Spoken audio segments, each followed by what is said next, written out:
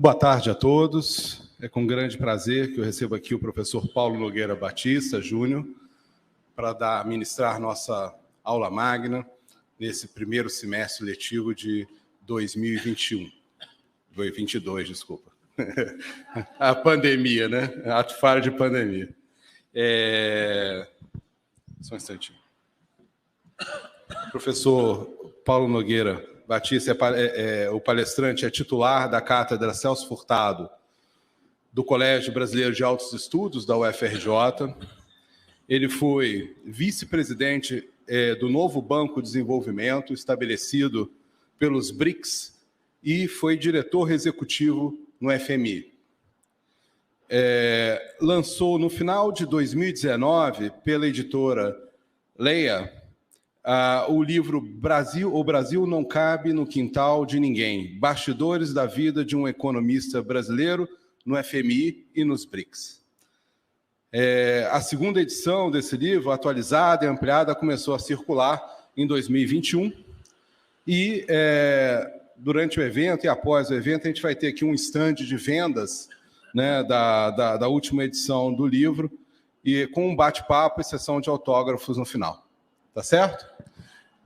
E com isso, gente, eu queria agradecer muito ao professor Paulo Nogueira Batista por ter aceitado estar aqui conosco e compartilhar um pouco das suas visões sobre o Brasil e sobre o mundo com os nossos alunos aqui do Instituto de Economia recém-chegados. São os nossos, a maioria aqui são alunos que acabaram de entrar na universidade. Tá? Paulo, por favor. Esqueci. Caneta ou lápis, ainda não presta, não? Eu consigo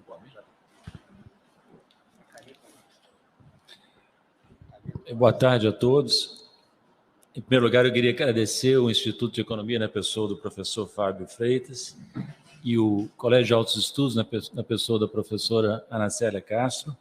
É uma honra para mim poder estar aqui para dar essa aula inaugural do semestre. Se eu entendi bem, a maior parte das pessoas aqui presentes são calouros, correto? Mas tem também alunos mais avançados na graduação, não tem? Quantos? Só para saber. E da pós também? E claro que tem alguns professores que eu conheço, outros talvez eu não conheça, a não ser de nome. Eu vou tentar falar, sobretudo, para os alunos de graduação, mas eu vou tentar também tratar... Eu quero dizer a vocês o seguinte, vocês talvez não entendam tudo que eu vou dizer hoje, mas não se incomodem. Depois, aos poucos, vocês vão ter uma noção das coisas que a gente vai discutir aqui hoje, né? A Cátedra Celso Furtado, que foi mencionada pelo Fábio na abertura, é uma iniciativa da Ana Célia, que organizou várias cátedras, entre elas essa do qual sou titular, que pretende tratar de políticas macroeconômicas para o desenvolvimento nacional brasileiro. Então, nosso enfoque é, sobretudo, com questões práticas, assim, de política econômica, né? Com foco no Brasil. E, então, o tema de hoje está dentro desse espírito, né? Política fiscal, o que esperar do novo governo, do próximo governo, em 2023, né? Mas, olha, dizem que eu sou didático. Se eu sou didático, é sem querer, porque eu não procuro ser didático, mas todo mundo fala que eu sou didático, eu fico até meio incomodado, sabe, com esse suposto elogio, porque eu gosto muito de Nelson Rodrigues. O Nelson Rodrigues tem uma observação que eu não vou explicar, mas deixo para vocês, que é a seguinte: brasileiro desconfia do que entende. Deixo com vocês essa frase do Nelson Rodrigues, que acho que o grande conhecedor da alma brasileira. Quem não leu, eu recomendo que leia. Eu gosto sobretudo das crônicas, mas também as peças de teatro e os romances são interessantes, né? Mas então, entrando agora no assunto. Política fiscal do próximo governo. Por que falar do próximo governo? Eu não quero que o nosso debate transite para a área político-eleitoral, porque não vale a pena. Estamos aqui na Faculdade de Economia, mas eu só quero mencionar que quando eu penso no futuro governo, é porque no atual governo não adianta dizer o que esperar deste governo. Nada se pode esperar deste governo, a não ser destruição, desorganização, desmoralização. Então, eu tenho tentado ultimamente pensar sempre o que pode ser o Brasil no próximo governo, se a gente não cometer o desatino de reeleger o atual presidente, né?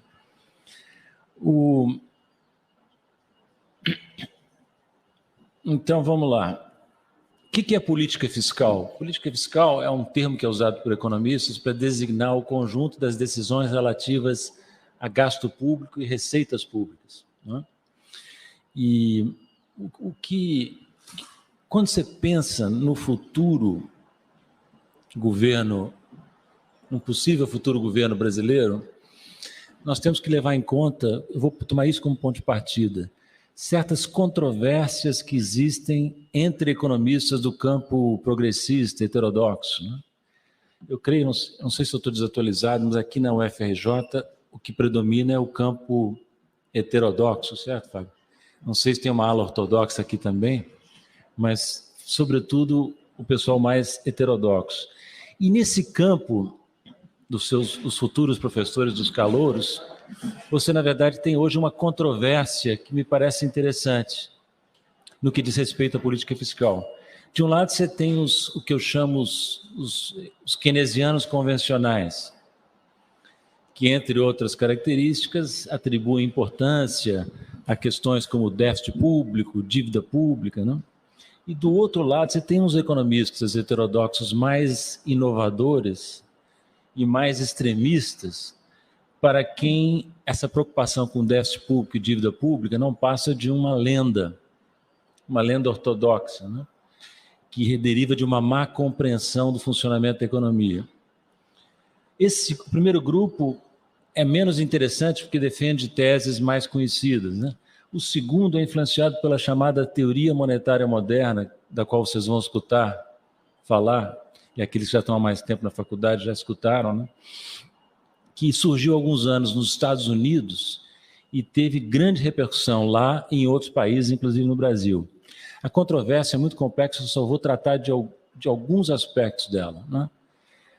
E antes de entrar na discussão da controvérsia, eu queria fazer só uma breve advertência. É uma briga dentro da mesma família, não é? E essas brigas podem ser as piores, né? Podem virar brigas realmente fratricidas, né? Então, eu tenho dito que eu quero participar dessa discussão sem ofender ninguém, que a gente precisa moderar os ânimos, né?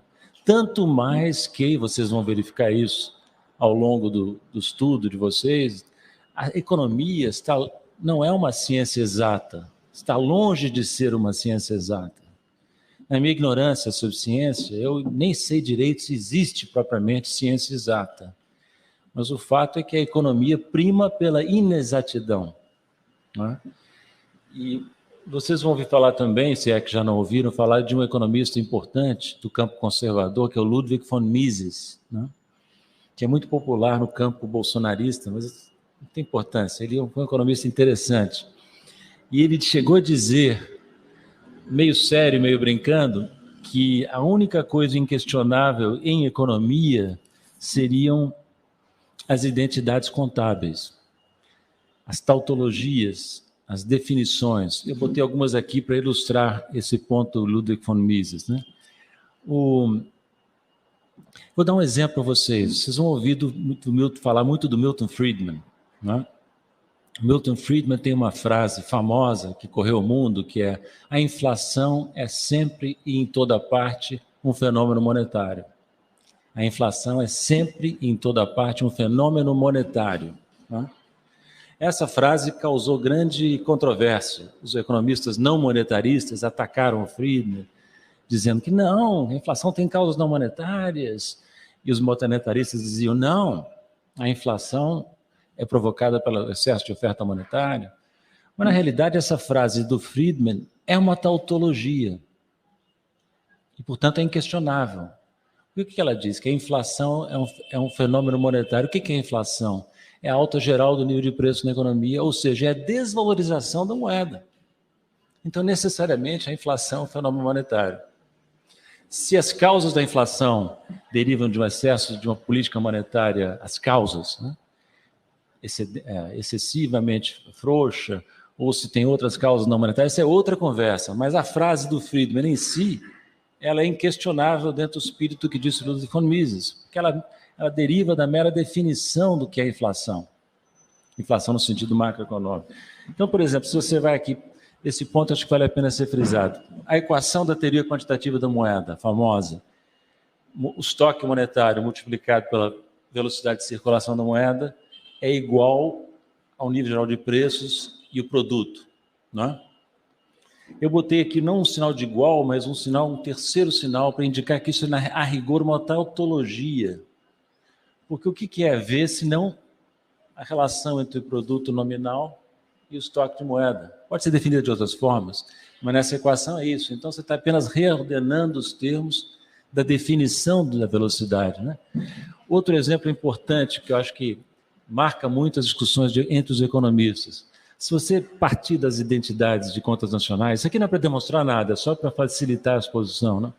Você vai chegar facilmente à equação, que também é uma identidade, que diz que o investimento agregado na economia é a soma da poupança interna e da poupança externa, que, por sua vez, corresponde ao déficit em transações correntes do balanço de pagamentos. Tudo isso é por definição. Onde é que é o problema? Que, frequentemente, os economistas migram da tautologia para relações de causalidade de forma espúria. Então, por exemplo, você pode entender essa tautologia dizendo assim, não, o investimento depende da poupança.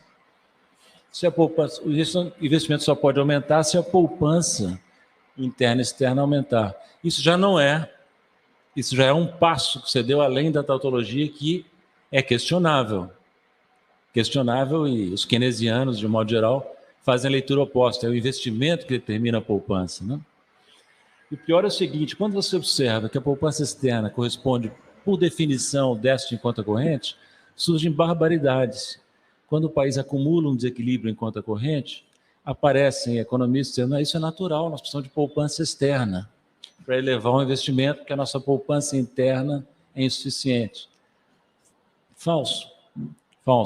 É um pulo que o sujeito dá da tautologia para relações funcionais, que pode ser altamente questionável e até perigoso, porque nós vamos ver, ao discutir essa controvérsia, que a restrição externa, a restrição de balanço de pagamentos, é um problema muito importante em economias como a brasileira, né?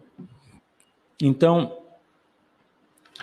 é só essa advertência metodológica preliminar, eu entro nessa controvérsia teórica entre heterodoxos convencionais, keynesianos, e heterodoxos extremados, influenciados pela teoria monetária moderna. Por que essa controvérsia se tornou mais exacerbada?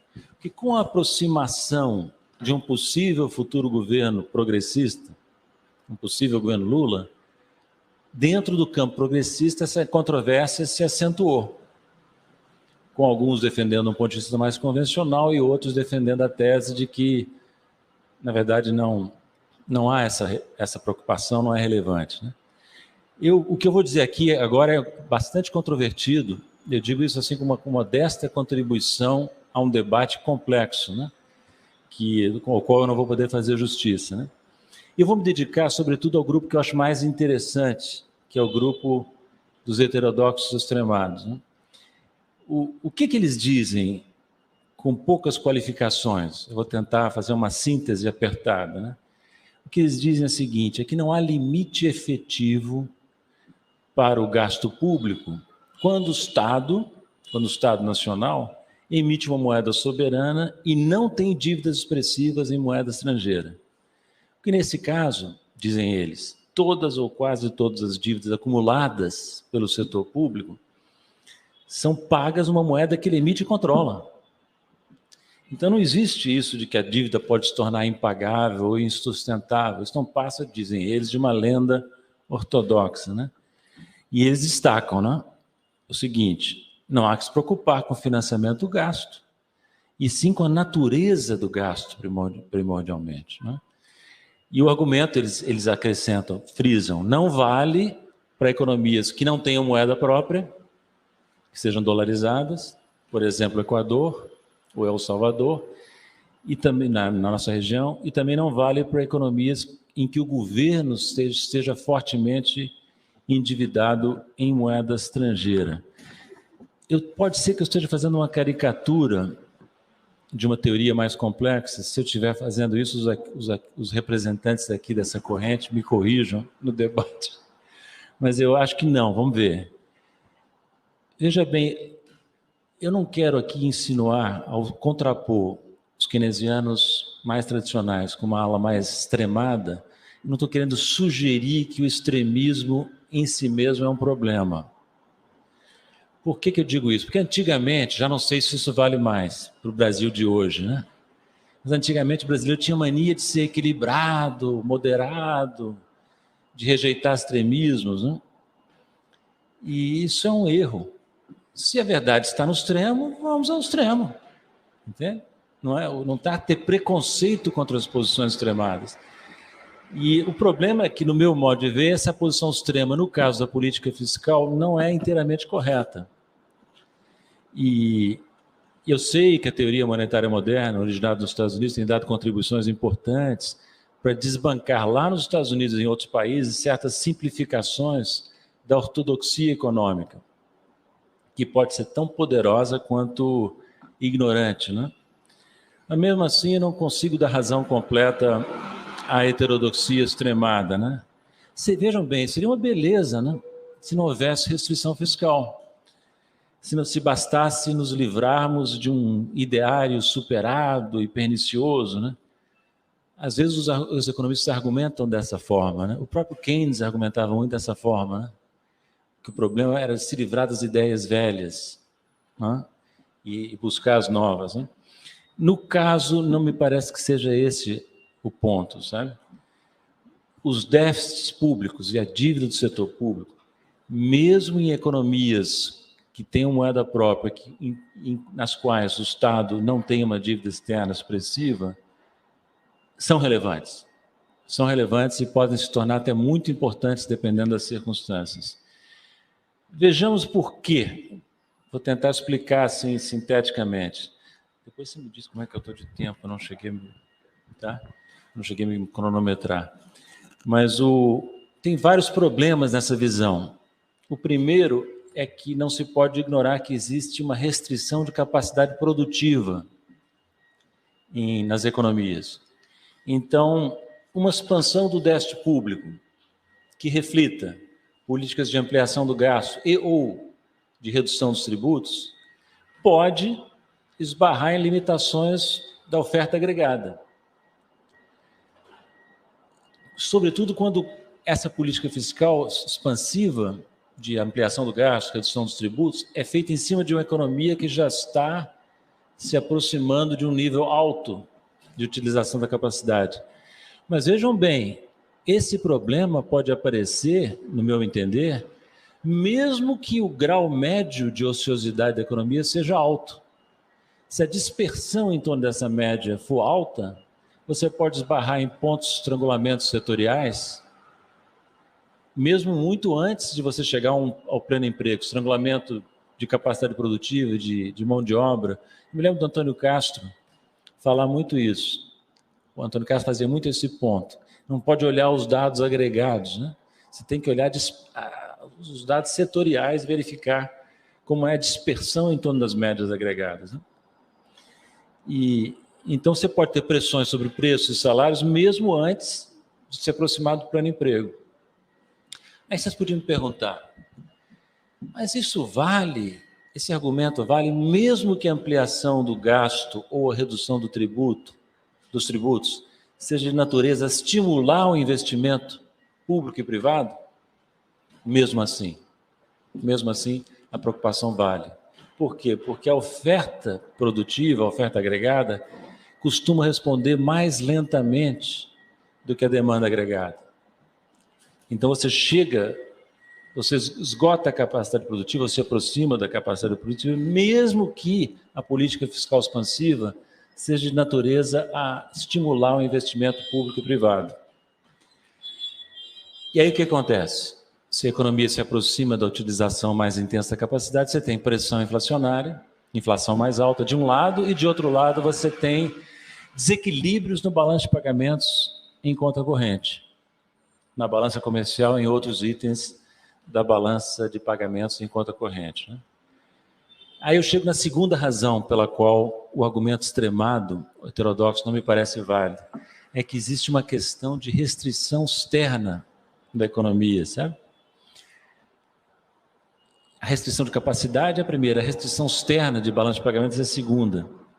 Sabe quando eu estava pensando na apresentação que eu ia fazer aqui hoje, eu tive uma lembrança antiga, talvez tenha sido, eu não estive muitas vezes aqui na Praia Vermelha para falar.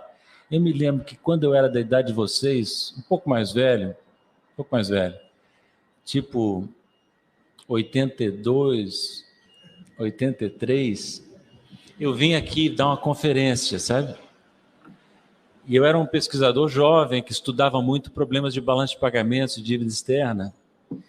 E na época, o Carlos Lessa, saudoso Carlos Lessa, que adorava ideias diferentes, nem sempre corretas, no meu entender, tinha espalhado aqui na faculdade que a restrição externa era uma questão do passado. Porque com o desenvolvimento dos mercados internacionais de capital, o mercado de eurodólares, a expansão extraordinária da disponibilidade de capitais para países como o Brasil, havia, na verdade, uma oferta ilimitada de capital externo que tornava a preocupação que ele dizia era ortodoxa com a restrição de balanço de pagamentos irrelevante, né? Na época, o Lessa estava numa polêmica com o Langoni. O Langoni era o presidente do Banco Central, formado em Chicago, da Fundação Getúlio Vargas, onde eu trabalhava, Fundação Getúlio Vargas do Rio. O Langoni, como o Guedes, era formado na Universidade de Chicago e estava na presidência do Banco Central. O ministro do Planejamento, que era o todo-poderoso, era o Delfim Neto. Figura altamente interessante, sabe? Figura altamente interessante. E o Lessa, a Conceição também, tinha uma certa simpatia pelo ecletismo do Delfim. O Delfim era assim... O Delfim é uma figura que vale a pena estudar, porque é um sofista, sabe? É um sofista muito sofisticado. E o Delfim estava numa polêmica com o Langoni, isso estou falando de governo Figueiredo, o último governo da ditadura militar. A polêmica com o Langoni, que o Delfim queria adotar uma política mais expansiva, e o Lessa... E a Conceição também estavam do lado do Delfim contra o Langoni. Eu me lembro que eu trabalhava na Fundação Getúlio Vargas, ali na Praia de Botafogo, e houve uma manifestação contra o governo militar. E o Lessa estava lá na manifestação, e quando ele passou em frente à Fundação Getúlio Vargas, casa do Langoni, ele disse assim: abaixo o Langoni, com o Delfim a gente come. Então, o Lessa tinha essas graças, grande figura o Lessa, genial, né? Mas ele passou essa ideia para os estudantes, que não existia mais restrição de balanço de pagamentos. E eu tinha começado a estudar isso aí, estava lá na Getúlio Vargas, ortodoxa também, né? E eu tinha uma posição completamente oposta. Eu estava achando que o Brasil caminhava por um problema de balanço de pagamentos sério. E então, naquela época, olha como são as coisas. Eu me lembro que veio visitar o Brasil, vocês vão ouvir falar desse cara, o John Williamson, que foi depois conhecidíssimo como codificador do Consenso de Washington. Ele estava na PUC, passando um tempo aqui, porque ele era casado com uma brasileira. Ele deu uma palestra no IPEA, no INPS, que eu assisti, que era a seguinte: as reservas brasileiras internacionais estão altas demais, isso em 79. Conclusão do John Williamson: estão altas demais. O Brasil tinha 13 bilhões de dólares de reservas na época, e o John Williamson fez uma série de cálculos com indicadores de reservas. Está muito alta essa reserva de vocês? Não tem um custo de carregamento? O Brasil pode seguramente reduzir as reservas. Bem, o John Williamson estava totalmente errado, porque em questão de poucos anos, essas reservas brasileiras que ele considerava altas demais tinham praticamente desaparecido e o Brasil estava numa crise de balanço de pagamentos. Então, o John Williamson, pela direita, o Lessa, pela esquerda, no meu modo de ver, estavam errados. Eu era, naquela época, eu tinha pouca idade, achava que sabia muito mais do que sabia, fiquei super impaciente com os alunos. Teve um uma controvérsia entre os alunos e eu. Minha irmã, que era aluna aqui, ficou horrorizada, falou comigo: como é que você pode ser tão agressivo? Eu melhorei um pouquinho, sabe? Estou bem. Mas eu me exaltei porque eu tinha a percepção, que afinal se revelou correta, de que o Brasil estava correndo um risco muito grande, que a chamada oferta infinitamente elástica de capital externo não era infinitamente elástica, que a restrição de balanço de pagamentos iria se manifestar e se manifestou. Não é? Então, voltando aqui à linha do argumento, quando o Estado, vejam bem, quando o Estado nacional em questão não é emissor de moeda de liquidez internacional, não emite dólares ou euros, não é? Ele fica submetido potencialmente a uma restrição externa. Vejam vocês que o aspecto aqui não é nem a conta corrente do balanço de pagamentos, embora seja relevante também, e sim a conta de capitais, os movimentos internacionais de capital. O que pode acontecer? Se um governo adota uma política fiscal super expansiva e desencadeia junto aos investidores, aos compradores de títulos públicos, a percepção de que ele está adotando uma política que gera um crescimento insustentável da dívida, eles podem se retrair e reduzir a oferta de fundos para o Estado em questão. Não é? Isso eleva os prêmios de risco e reduz a oferta de financiamento. Vejam vocês que esse argumento, se a conta de capitais é aberta, isso vale não só para os investidores externos, mas também para os investidores internos, que podem retirar capital do país, né? Reparem que, para esse problema surgir, não precisa existir dívida externa pública em moeda estrangeira. Basta que os passivos externos do setor privado do país e os ativos financeiros domésticos líquidos sejam altos relativamente às reservas internacionais do país.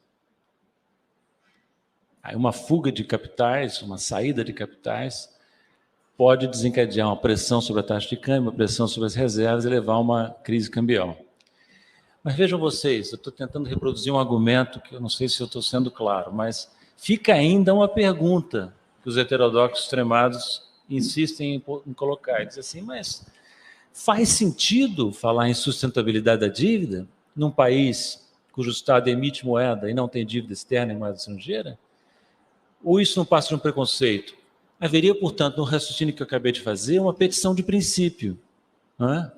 As dúvidas sobre sustentabilidade do mercado seriam motivadas por uma falsa percepção do mercado sobre uma insustentabilidade de dívida que não existe.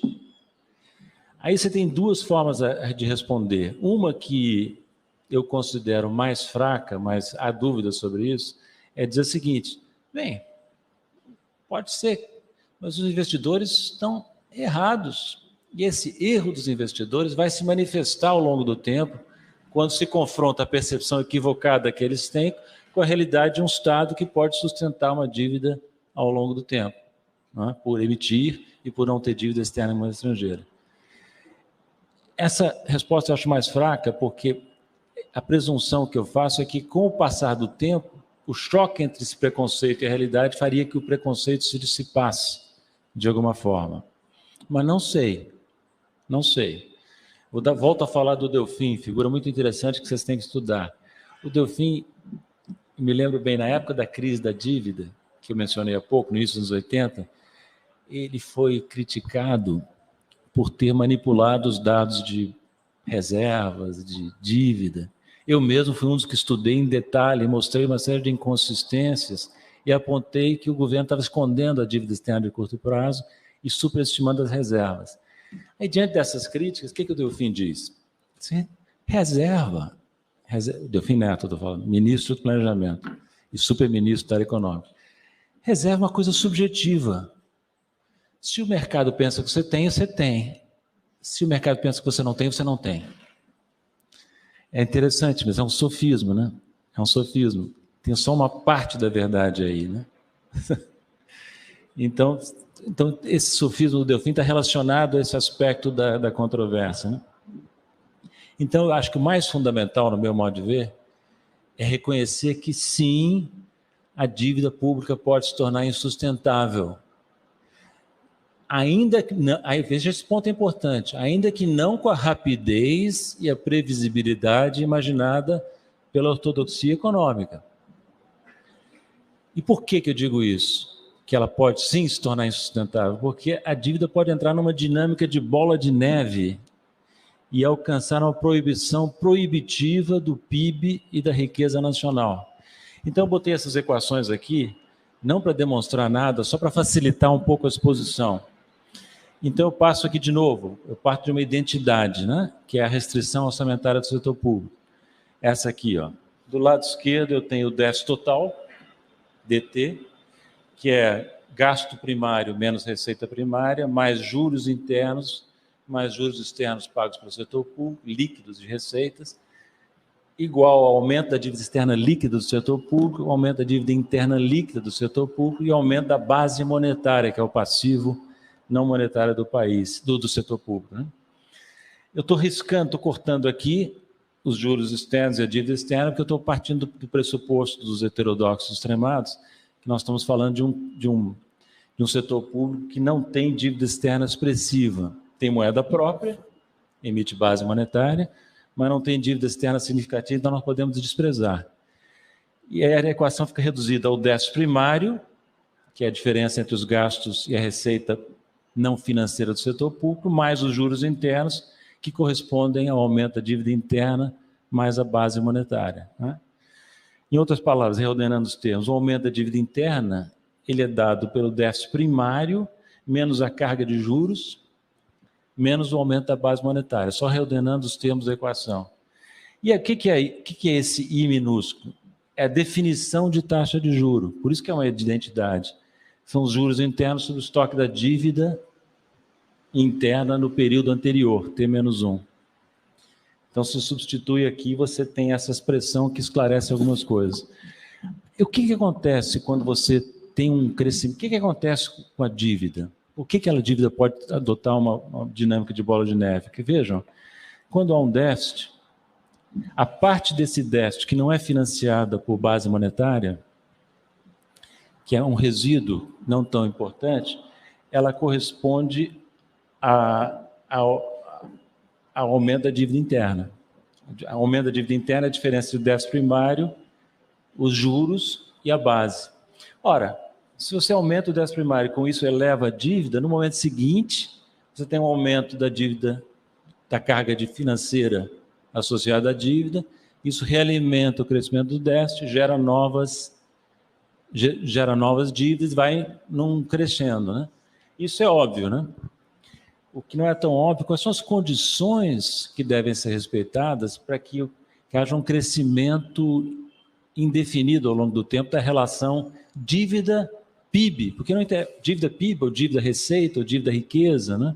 Normalmente os economistas usam o PIB como proxy da receita ou da riqueza nacional. Então aqui você tem uma expressão que é derivada dessa aqui, em parte, que é o aumento da dívida comparado com o aumento do PIB, deriva desses termos aqui: os juros, taxa de juros sobre estoque da dívida, o superávit primário, que é esse elemento com sinal trocado, e o aumento da base monetária.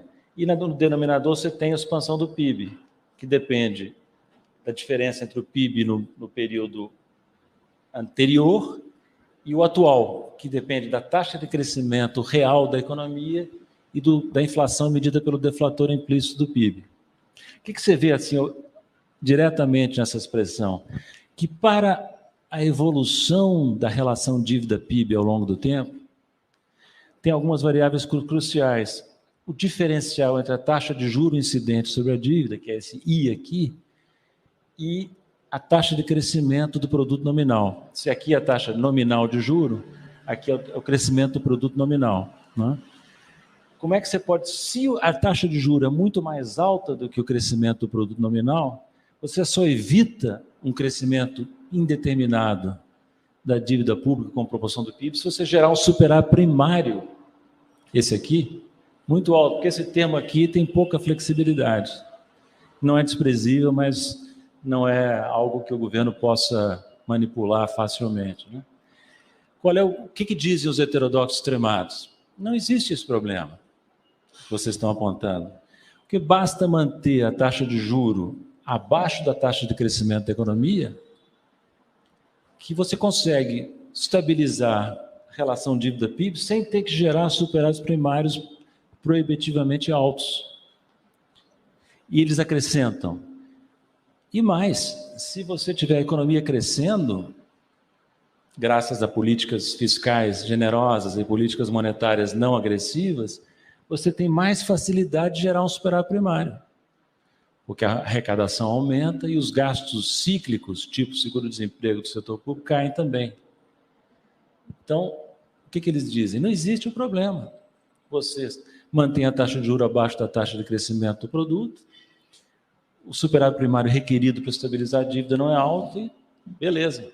A economia cresce, você gera superávitos primários com mais facilidade, né? Então não tem problema. Qual é esse argumento é verdadeiro em parte apenas. E essa parte que não é verdadeira pode ser crucial, no meu entender, né? No meu entender, claro que ser controvertido, como eu já disse, né? Por quê? Porque você tem, na realidade, eu apontei antes, duas restrições, a de balanço de pagamentos e a de capacidade. E essas duas restrições, se elas se tornam efetivas, elas podem impedir o governo de manter uma taxa de juro, uma política monetária e fiscal expansiva, uma taxa de juro baixa relativamente ao crescimento da economia. Entende? E se a restrição se torna operativa em termos de capacidade ou em termos de balanço de pagamentos, aí o governo é obrigado a elevar a taxa de juros. Isso deprime a taxa de crescimento da economia, né? E você fica obrigado, aqui por essa expressão, você fica com a taxa de juros mais alta que a taxa de crescimento do produto e fica obrigado a gerar superávitos primários expressivos. Qual é o problema? É que para gerar superávitos primários você tem que cortar gastos não financeiros e gerar receitas não financeiras. Isso é politicamente sempre difícil. Alguém vai ter que pagar mais impostos, alguém vai perder acesso a programas de gasto público, né? E para além dessa dificuldade de economia política, você, ao fazer o esforço de geração do superávit primário para compensar o diferencial juros, crescimento do PIB nominal, você é obrigado a gerar políticas de corte de gasto e de aumento da receita que deprimem o nível de atividade. Ou seja, deprimem o PIB, não é? E dificultam a própria geração do superávit primário requerido para estabilizar o crescimento da dívida. Então você entra num círculo vicioso, entende? Se além disso você tem uma situação em que o Estado se aproxima, se a dívida continua crescendo indefinidamente e o Estado se aproxima do limite teórico dado pela riqueza nacional, você pode ter um aumento dos prêmios de risco implícitos na dívida pública. E aí você entra num outro círculo vicioso. A taxa de juros sobe por conta do crescimento da dívida e realimenta o crescimento da própria dívida, entende? Então você cai numa situação de pelo menos dois círculos viciosos que podem terminar em lágrimas, né? Por isso, embora eu simpatize muito, as décadas passaram, mas eu continuo assim simpatizando com os iconoclastas, sabe? Temperamentalmente eu simpatizo com os iconoclastas muito mais do que com os convencionais. Mas eu não consigo dar razão inteira a esse argumento de que déficit de dívida do setor público são relevantes, né? De qualquer maneira, eu vou dizer a vocês que eu prefiro muito mais a heterodoxia extremada do que o fiscalismo tosco da ortodoxia, né? Que, por exemplo, foi praticado, inclusive nos governos do PT, quando a Dilma se reelegeu, em 2014, ela nomeou Joaquim Levy para o ministro da Fazenda, e Joaquim Levy fez um ajuste fiscal extremamente tosco, mal pensado, inoportuno, e acabou precipitando uma crise econômica, né? Mas, enfim, eu acho que talvez o risco maior de um futuro governo, a partir de 23, seja excesso de ortodoxia, e não heterodoxia extremada. Mas, de qualquer maneira, uma heterodoxia extremada que venha a prevalecer pode trazer riscos, né? Eu vou contar a vocês um episódio que eu achei muito interessante. Quando eu tinha aí, sim, a idade de vocês mesmo, eu tive a oportunidade de almoçar com o presidente Geisel, o ex-presidente Geisel naquela ocasião, general Ernesto Geisel. Meu pai tinha sido presidente, era presidente de uma empresa estatal no governo Geisel. Ele convidou o Geisel para almoçar lá em casa e nós três almoçamos, Geisel, meu pai e eu. E eu fiquei super atento, tentando entender, aproveitar aquela conversa. E eu guardei duas coisas daquela conversa, duas coisas que me pareceram interessantes, sabe? Uma é que ele disse assim: olha, em todos os governos sempre haverá um grupo enorme, todos os ministros querendo gastar e um querendo economizar. Esse um é o ministro da Fazenda. O que eu digo a vocês é o seguinte: se este um se torna gastador também, aí o governo corre risco. Tem que ter um ministro da Fazenda forte, preocupado em economizar.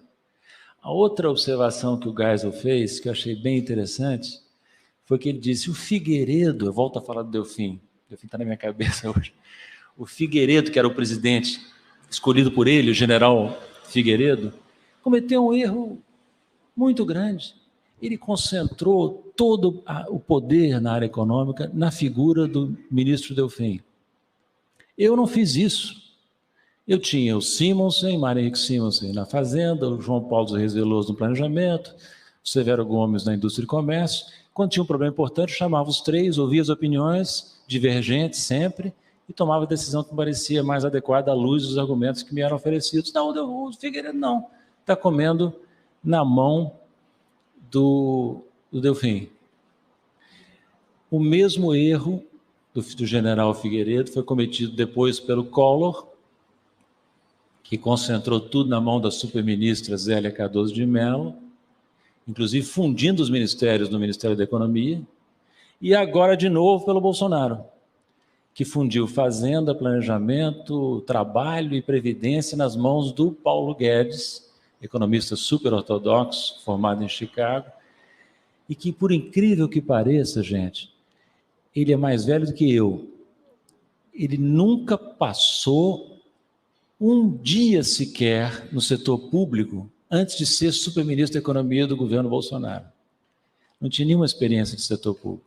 Um doutrinário, que tinha experiência de setor privado, apegado a teorias ultraliberais, eu chamo, na verdade, de paleoliberais, porque são uma regressão ao pensamento pré-keynesiano, né? E concentrando tudo na sua mão, né? Mas vamos deixar o Bolsonaro de lado, eu vou terminando aqui. Qual é o que se pode pensar?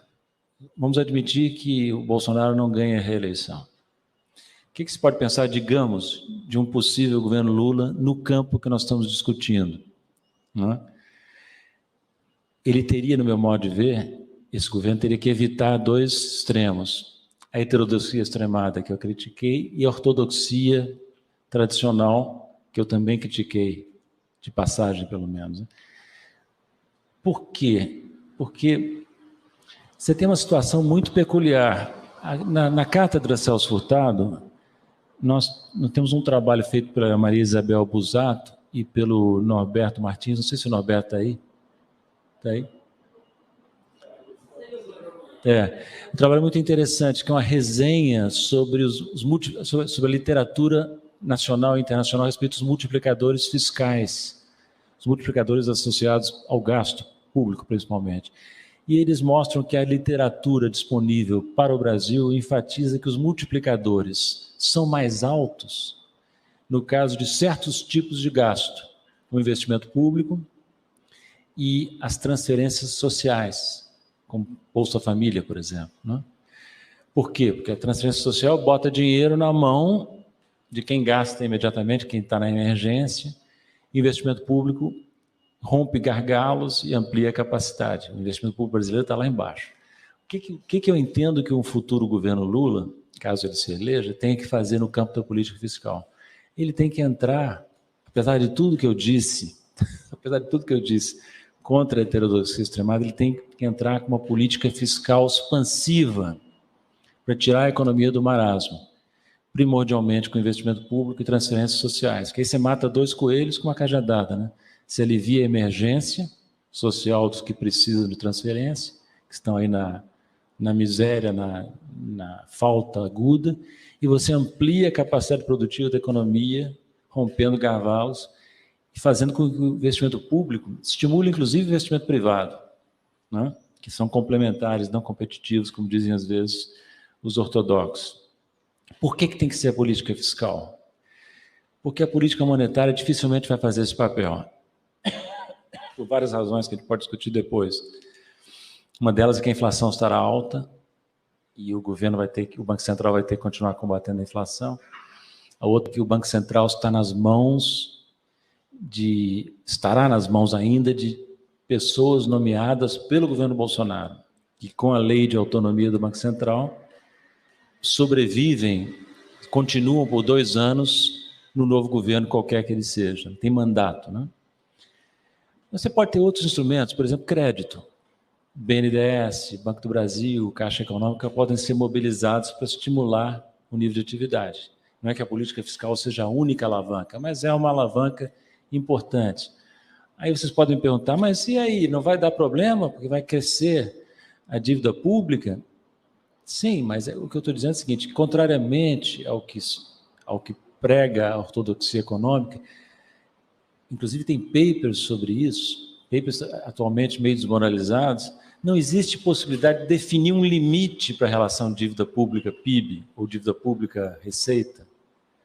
Não dá como cravar um limite, sabe? Não, há estudos tentando cravar esse limite, mas são estudos que não permanecem como críveis, né? Do Rogoff e da Reinhardt é o mais famoso, né?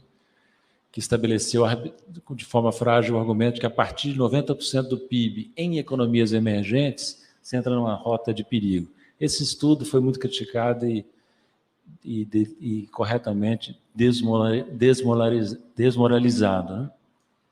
Então, o meu ponto é que, para tirar a economia do marasmo, seria sim possível até incorrer o risco de ampliar a relação dívida-PIB. Lembrando que nós estamos com capacidade ociosa na economia, desemprego da mão de obra, capacidade produtiva ociosa. Então, você pode expandir a economia sem esbarrar imediatamente uma restrição de capacidade produtiva muito grave, né? E então você pode ter aquele fenômeno que os heterodoxos keynesianos convencionais extremados ressaltam. Você estimula a economia via política fiscal e a política fiscal se autofinancia de alguma maneira. Esse é o argumento que eu ouço muito do nosso amigo ali, né? Por quê? Porque a política fiscal expansiva, como diz Oreiro, ela provoca arrecadação adicional e redução do seguro-desemprego, né? E outras despesas cíclicas. Então, você entra num território de autoalimentação. Agora, nós temos alguns problemas que eu não vou poder desenvolver em detalhe, mas é que nós temos um arcabouço fiscal de regras extremamente tumultuado. O Brasil foi, ao longo das décadas, acumulando regras fiscais, uma em cima da outra. Lei da responsabilidade fiscal, regra de ouro, que é constitucional, depois teto Temer, esse famoso teto constitucional feito no governo Temer pelo Meirelles, e metas de superávit primário, que é a regra fiscal preferida pelo Fundo Monetário Internacional, né? O Brasil andou usando essas 4 ou 3 delas simultaneamente, virou uma barafunda, né? E então você tem que repensar, no meu modo de ver, tem 2 maneiras de ver o problema. Que é mais o pessoal da heterodoxia extremada, diz, não tem importância, você suprime o teto de gasto com emenda constitucional e não precisa colocar nada no lugar. Você pode contar com a responsabilidade fiscal dos governos Lula no passado. A autoridade de quem foi fiscalmente responsável, gerou superávites primários. Esse argumento eu escutei de algumas pessoas ligadas ao PT, né? Tem uma outra corrente, por exemplo, Nelson Barbosa, que deu aula aqui, né? Acho que não dá mais. Dá ainda? Não, está em Brasília. O Nelson Barbosa é do campo diferente, de sim, você tem que suprimir o teto de gastos estabelecido pelo Temer, mas tem que colocar algo no lugar. Por quê? Porque já que você precisa de uma política fiscal expansiva, como eu disse, a partir de 23, você não pode soltar as amarras assim e não dar um sinal de responsabilidade, né? Nós até convidamos o Nelson Barbosa. O próximo evento da Cátedra de Celso Furtado vai ser o Nelson Barbosa, virtual, que ele está em Brasília, né? E ele vem, mas em princípio seria virtual, não é, Isabel? 5 de maio, o tema vai ser regras fiscais. O Nelson tem uma ideia que é que você precisa de um teto de gasto, ou tetos de gastos por tipo de gasto. Vamos ver o que ele diz nessa live. Eu estou curioso em ver o que ele vai dizer. Eu pessoalmente, gosto de uma outra ideia que meio que desapareceu, que é a seguinte: o superávit primário, que é a meta preferida pelo FMI, que é esse aqui, estabeleceu uma meta para este superávit primário com proporção do PIB. Esse superávit primário, se você usa o superávit primário observado, ele é procíclico. Ou seja, quando a economia está em recessão, você é obrigado, para cumprir a meta, a cortar gastos e aumentar receitas, e aprofunda a recessão, que já existe por outras razões. Quando ela está em expansão, fica fácil gerar superávit primário, você pode ser levado a aumentar gastos, reduzir tributos, quando, na verdade, a economia está subjacentemente excessivamente aquecida. Então, por que não fazer o que eu sustento, mas reconheço que é difícil, usar como meta o superávit primário do setor público, mas não este observado aqui, mas um superávit primário ajustado para excluir efeitos cíclicos e talvez efeitos não recorrentes no lado dos gastos e da política tributária.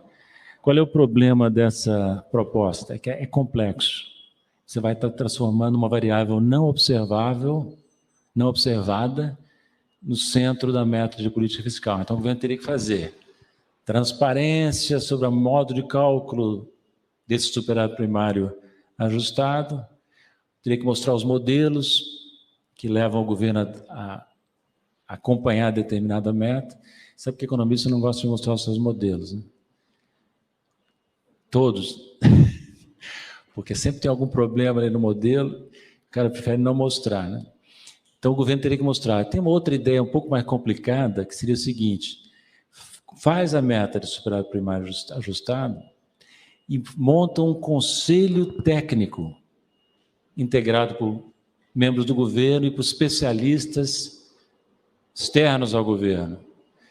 Esse conselho esse conselho não é sobre discussão de política fiscal, não, é um conselho que terá a única função de acompanhar o cálculo e aplicação da meta de superávit primário ajustado para excluir efeitos cíclicos. Seria, portanto, sempre tem um risco, né? Num governo progressista, entram inimigos do governo no conselho, e começam a tumultuar, né? A trabalhar contra o governo, né? Eu entendo isso aí, mas se você estabelecer um mandato muito claro, o conselho não é um conselho para opinar sobre política fiscal em geral, é um conselho para supervisionar a aplicação de uma meta fiscal que não é trivial. Mas, enfim, isso é uma conversa complexa e meu tempo já esgotou. O que eu queria dizer é apenas o seguinte, que a política fiscal do novo governo brasileiro a partir de 23 tem que ser uma mistura paradoxal de audácia e cautela. Audácia para entender que a política fiscal é uma alavanca para tirar a economia do marasmo e cautela para entender que você não pode dar um sinal de irresponsabilidade fiscal. Você tem que ter, portanto, uma trajetória que mostre aos agentes econômicos que você está estimulando a economia no curto prazo, mas assegura, no médio e longo prazo, uma trajetória sustentável para a dívida e para o déficit. Obrigado, era isso que eu queria falar, acho que eu falei demais.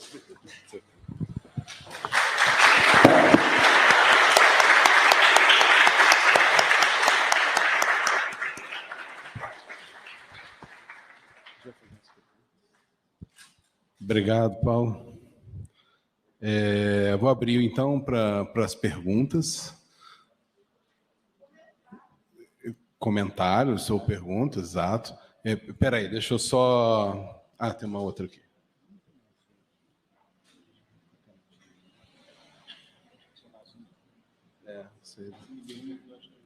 Não, deixa eu ver, pega aqui. Tem uma canetinha. Ana, obrigado. Vamos lá. Deixa eu ver. Primeiro, quem levantou a mão? Luiz, é isso? Quem levantou a mão ali atrás? Fazer a rodada de 3, então? Pode ser, gente? Mais alguém? Temos duas perguntas, ou questões, ou comentários. Então, por favor, Luiz. Bem, boa tarde a todos. Primeiro, gostaria de agradecer, né, a exposição do Paulo Nogueira, realmente foi uma exposição muito clara, fez jus à sua fama, né, de apresentações muito claras, interessantes. Eu vou fazer um comentário mais geral, né, mas primeiro vou fazer um comentário menor, né, naturalmente, sou de uma geração que conviveu, né, com Delfim, né, como ministro, né, uma figura importante, né. Tenho alguma admiração pelo Delfim, mas eu acrescentaria o seguinte: o Delfim também é muito malandro, né? Ele, de acordo com os interesses dele, né, o sofisma dele vai de acordo com os interesses. Não vamos esquecer que ele apoiou o Temer, né? Então, ele tem ele monta os argumentos dele de acordo com os interesses políticos dele, né? Possivelmente, talvez até de consultoria, tudo. Então, só para... mas é uma figura interessante, concordo contigo. Uma figura interessante que merece ser entendida, né? Mas a minha questão, em cima do que você falou, que eu gostaria de refletir aqui, é que, assim, você citou bastante aquele momento da dívida externa, né, das recessões, né, que a gente teve nos anos 80, né, que foi, na realidade, a grande responsável pela aceleração inflacionária, né, pela estagnação da economia, pelos desequilíbrios do setor público. Todos esses fatores estiveram relacionados com a questão da dívida externa, né? Sem dúvida. Agora, o que eu gostaria de trazer à reflexão, que, na realidade, a gente hoje vive vamos chamar assim, né? O François Chesnel faz uma divisão entre internacionalização da capital, aquele mundo que predominou até os anos 80, e a globalização financeira a partir dos anos 90, quando você passa a ter uma diversificação dos fluxos de capitais, né? Com investimento direto estrangeiro, capital de portfólio, etc, etc. Quer dizer, não é só aquela questão da recessão externa relacionada à dívida externa, né? Então, o meu ponto é qual? Quer dizer, nesse mundo de globalização, né, as políticas econômicas, em economias abertas financeiramente, como é o caso do Brasil, o Brasil é um dos países, né, que, do ponto de vista do próprio consenso do Washington, o que mais avançou do ponto de vista da liberalização da conta capital desde os anos 90, né, isso impõe que as políticas econômicas passem pelos crivos dos investidores globais, né? Quer dizer, não se trata de uma coisa se é crível ou não é crível, né? Passa por uma questão que essas políticas passam a passar por avaliações, né? Por conta de que você está operando com uma conta de capital aberta. Então, isso coloca uma recessão muito grande do ponto de vista do policy space, né? Eu me lembro eu gosto muito de um artigo que o James Tobin escreveu, se não me engano, em 1977, 78, pequeno artigo de 10 páginas, né, que eventualmente ele lançou a ideia que ficou conhecido como Tobin Tax, né, a taxa Tobin, né, no qual o Tobin diz o seguinte: o problema, né, diz ele, não é a escolha de câmbio fixo ou câmbio flutuante. Esse não é o problema. O problema é a excessiva volatilidade dos fluxos de capitais. É ela que impõe, né, as restrições ao exercício da autonomia da política econômica, né? Eu acho que, assim, no seu caricatura, vamos chamar assim, dos keynesianos tradicionais, eu me coloco como keynesiano tradicional, nesse sentido. Né? Então, assim, como keynesiano tradicional, né, que quero ter, que eu acho que é importante ter policy space, né, numa economia periférica como a nossa, que emite uma moeda periférica, né, no próprio processo de hierarquia de moeda, a gente quer ampliar a policy space, a gente vai ter que controlar os fluxos de capitais. Importante lembrar, talvez as pessoas não tenham, incrivelmente no Brasil passou desapercebido, que em 31 de dezembro, se não me engano, 31 de dezembro de 2021, o governo, o presidente Bolsonaro, sancionou, né, uma nova lei cambial. Essa nova lei cambial, ela permite que o Banco Central crie as normas para que residentes abram conta em moeda estrangeira. Eu não vejo os colegas heterodoxos discutindo isso, as implicações disso. E mais, cabe ao Banco Central, todas as normas, as infranormas vão ser feitas pelo Banco Central, saiu do Conselho Monetário Nacional. Tá? Então, essas são discussões extremamente relevantes. Não sejamos amadores. Eu sei que você não é amador. Eu acho que eu compartilho absolutamente com as suas preocupações. Também não podemos ficar presos a essa ortodoxia, dizer que não podemos fazer nada. Né? Os desafios são enormes, nós estamos numa ociosidade enorme, concordo contigo. Né? Mas tem que saber que, na realidade, a gente caminha ali, né, no meio de um nevoeiro e situações extremamente complicadas. Né? Gostaria, na verdade, não é uma pergunta, uma reflexão, e mais uma vez agradeço a sua excelente exposição. Obrigado. Quem é o próximo? O Daniel. Acho que fala um pouquinho longe daqui para não dar a microfonia. Daniel, se puder chegar um pouquinho mais para cá, ó. Para cá, ó. Por causa da caixa de som aí, tá bom, tá bom. E com a máscara. Ah, sim, tá. Aqui, então. Onde estava, né? Aí, não colocar ainda. Aqui, tá. Ô, Paulo, primeiro, agradecer pela presença aqui, né? Super generosa de estar dividindo um pouco aqui com a gente. E aí, eu queria, na verdade, começar aqui fazendo um convite, né? Porque você mesmo mencionou que tem a preocupação de evitar a caricatura, né, do que você chamou de extremado. Até depois acho que a gente pode pensar um pouco nesse nome, mas dessa posição da teoria monetária moderna. Né? Porque eu acho que, inclusive, se a gente fizer esse diálogo, e eu estaria te convidando... É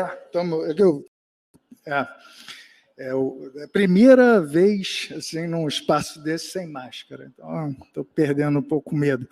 Mas o primeiro, então, seria esse convite para a gente continuar esse diálogo. Né? A gente já começou a se falar um pouco, mas eu acho que a gente pode avançar, porque eu acredito, inclusive, que se a gente aparar um pouco as arestas, você vai perceber que algumas das suas preocupações com as posições da MMT, na verdade, são preocupações nossas também, né, dos representantes da MMT. Eu diria que, assim, para tentar qualificar o que seria essa MMT, ela não é exatamente o que você apresentou.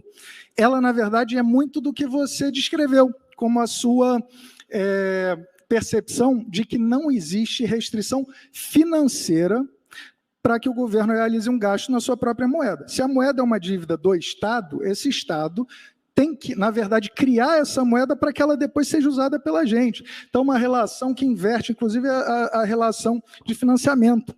Né? Não existe financiamento sem que o Estado coloque a moeda na economia para que ela possa ser, inclusive, depois recebida como imposto.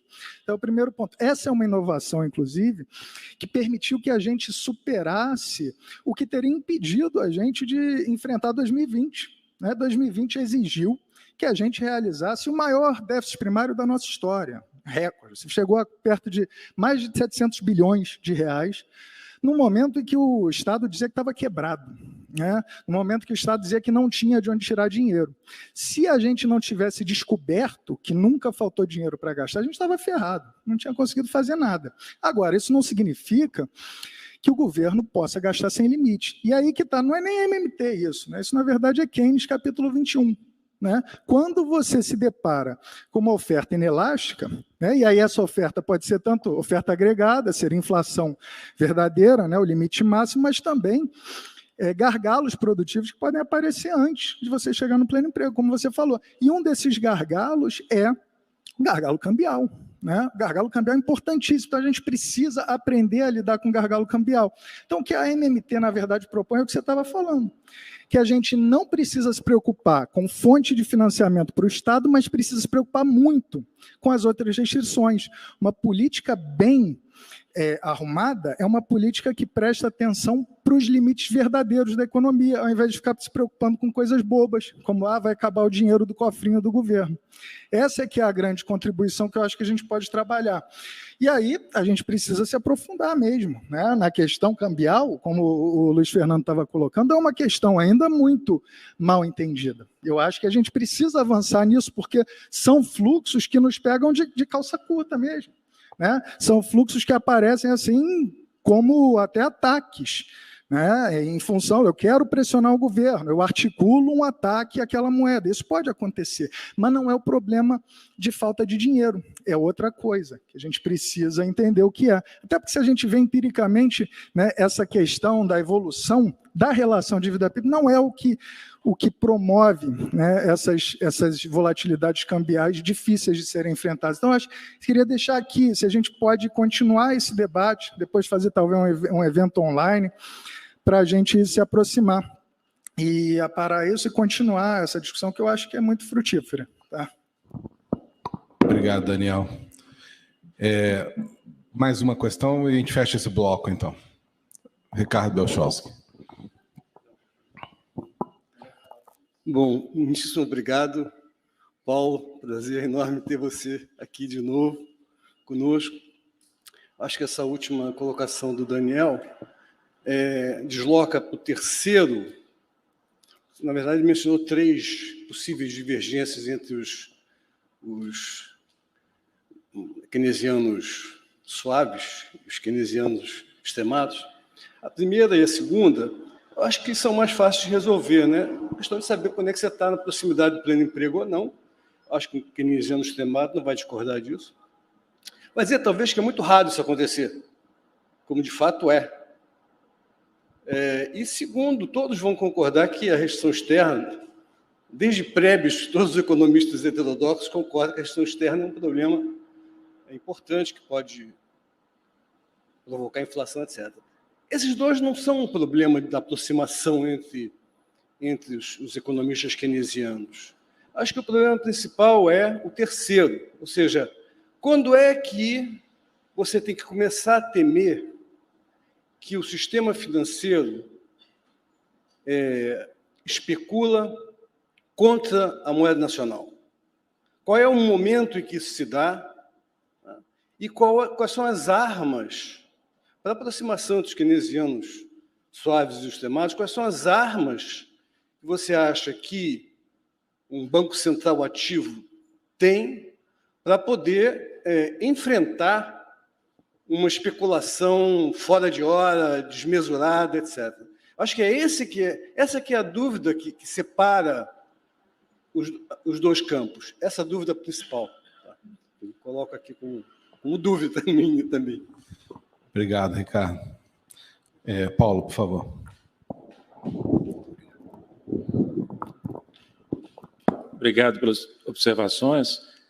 O professor Luiz Fernando, eu concordo inteiramente com o que ele disse, não tem nenhuma discordância, apenas uma questão é que essa questão de defender o controle de capitais, de defender a não conversibilidade da moeda em países emergentes, né, de manter a conta de capital relativamente fechada, foi uma grande preocupação minha ao longo dos anos 90, início deste século, quando o Brasil caminhou nessa direção, na direção de liberalizar progressivamente a conta de capitais e a movimentação de capitais na economia brasileira. Isso foi feito com Fernando Henrique Cardoso, com Collor, com Fernando Henrique Cardoso, todos esses sábios aí, celebrados pelo mercado, que foram passo a passo abrindo a economia ao movimento de capitais.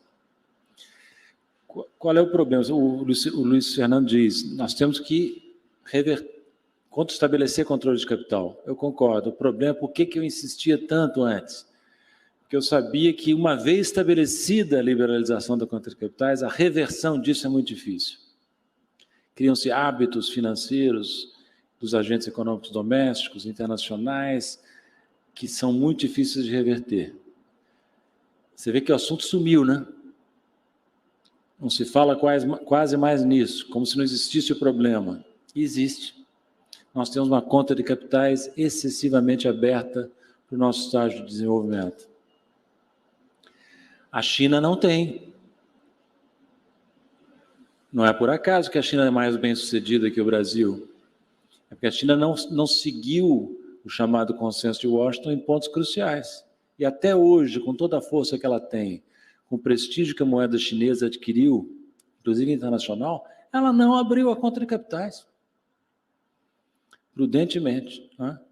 Então, concordo com você. Agora vamos ver como é que a gente vai fazer isso, né? Com o Banco Central na mão de executivos do setor privado, né? Inclusive no futuro governo. Né? Você sabe que não é a primeira vez que o Brasil tem um Banco Central independente, hein? Com mandato. A primeira vez foi no governo Castelo Branco. Roberto Campos e Bulhões criaram o Banco Central independente. E quando saiu o governo Castelo Branco, entrou o governo Médici, né? Quem era o superministro?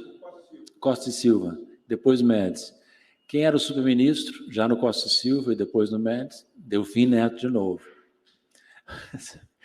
Um dia eu fui num debate na Câmara dos Deputados, na época do governo Lula, o Palocci, ministro do Lula, estava propondo a independência do Banco Central.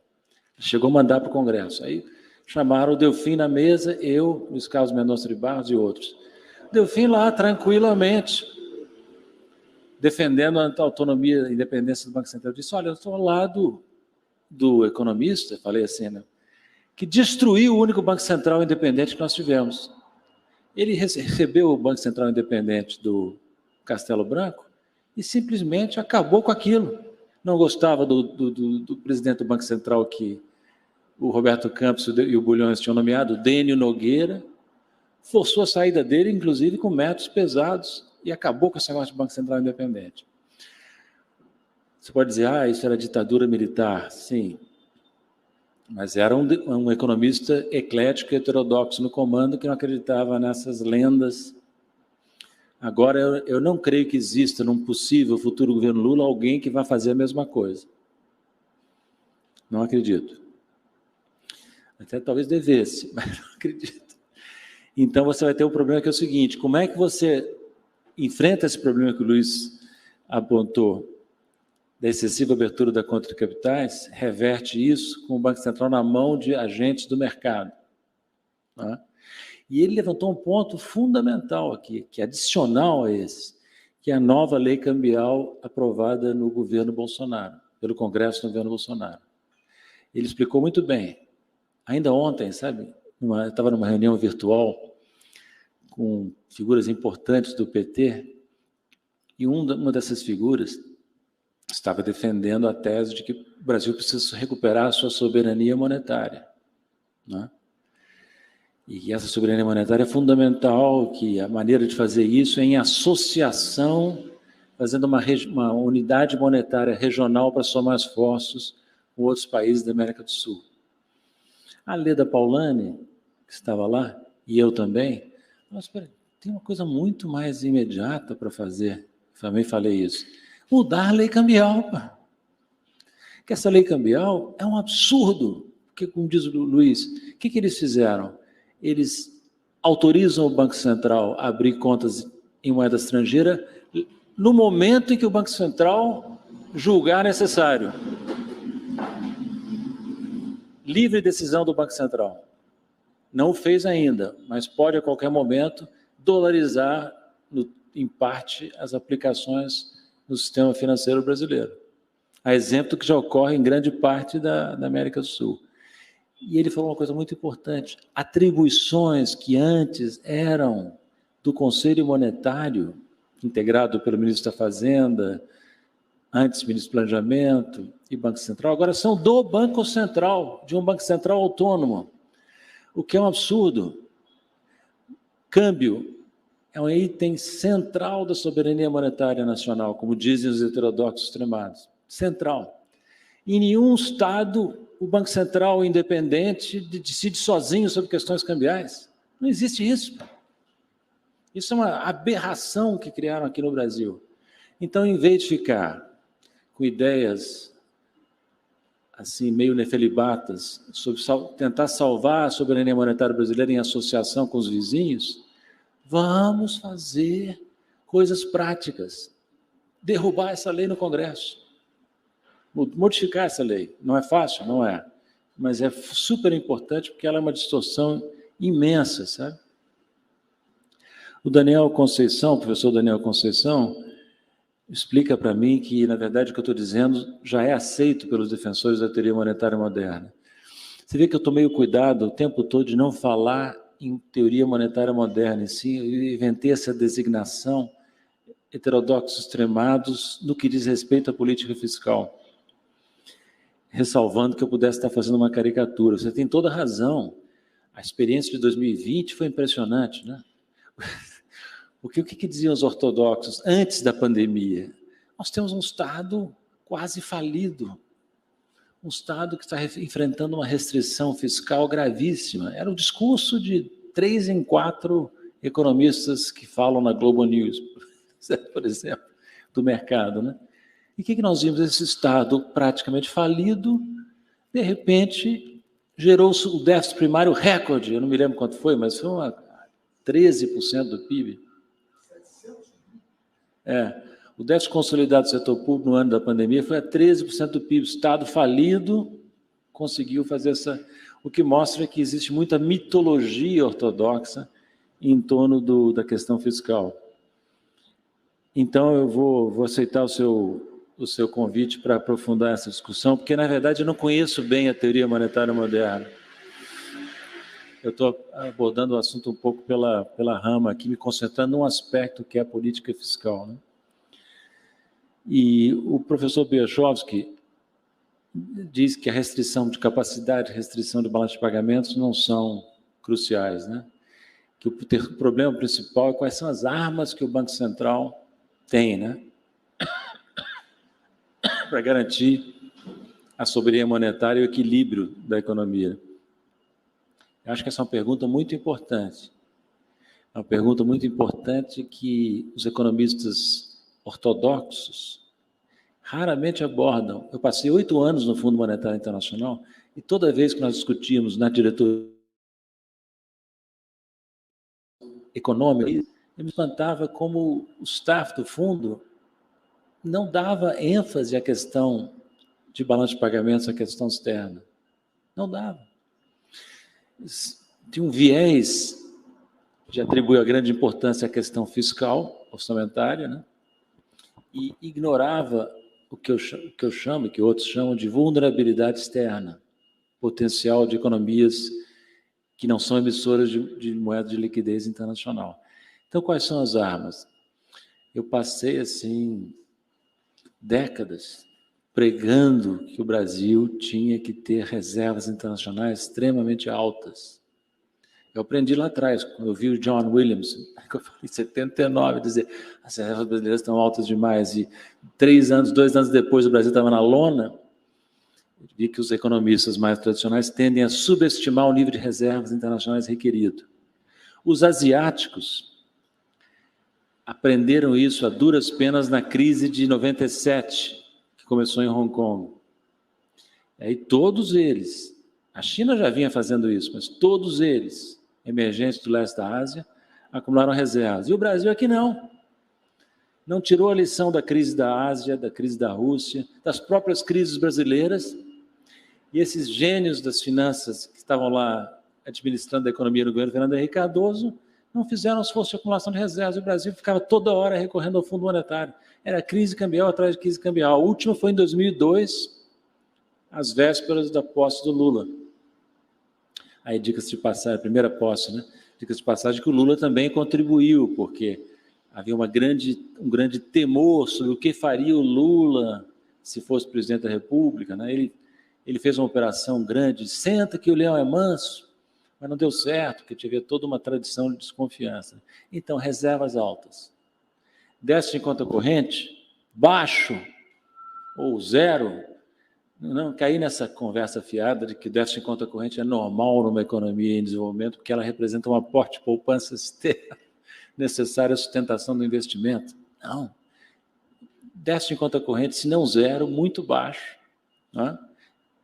Ajustado para excluir efeitos cíclicos, né? É importante também, fazer ajustamento também nessa variável. Reservas altas e controle de capitais. Aí volta ao ponto, Luiz. Não pode ter uma conta de capitais abertas, né? E preservar a soberania monetária, o que significa não autorizar o uso doméstico da moeda estrangeira. Não autorizar. Nada de conta em moeda estrangeira, a não ser exceções muito limitadas. O Brasil, gente, é o único país importante, grande, digamos assim, todos são importantes, mas grande da América Latina, que não permitiu uma dolarização extensa da sua economia. Os demais, desde os anos 70, caíram na esparrela de autorizar o uso interno do dólar. São todas economias ou plenamente dolarizadas ou semi-dolarizadas, em que o dólar convive dentro do país com a moeda nacional. Não é? Por que o Brasil não foi por esse caminho? Por uma razão histórica que vocês têm que estudar aí.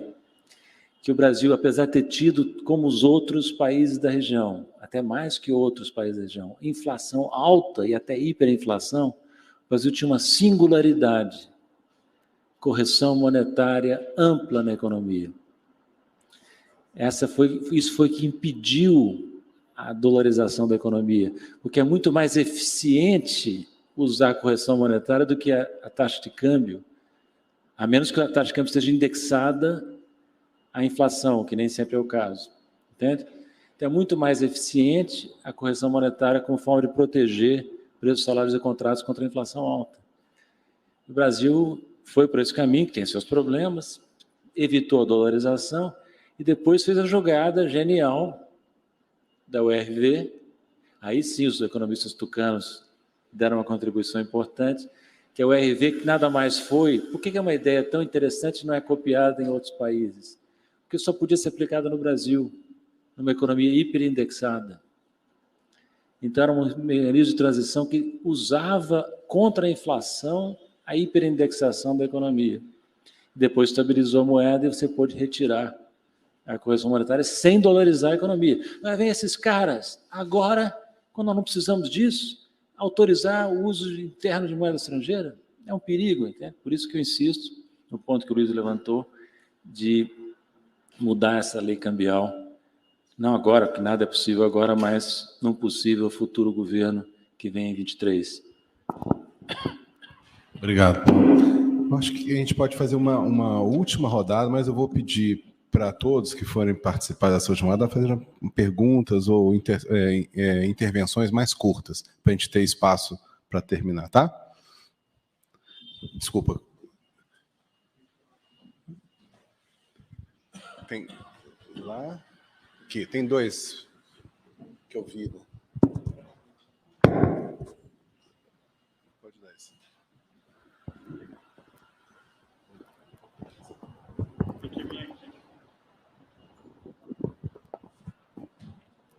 Opa, boa noite, consegue me ouvir? Tirar a máscara?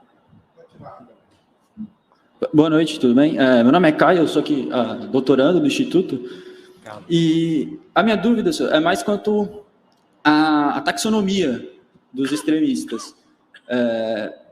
Vamos desenhar um plano teórico em que a gente assuma ou não a neutralidade da moeda, né? Evitando, assim, a terceira via, digamos assim, assumir só a neutralidade no curto prazo, né? Que aí cairíamos na armadilha novo-keynesiana, assumir neutralidade da moeda só no curto prazo.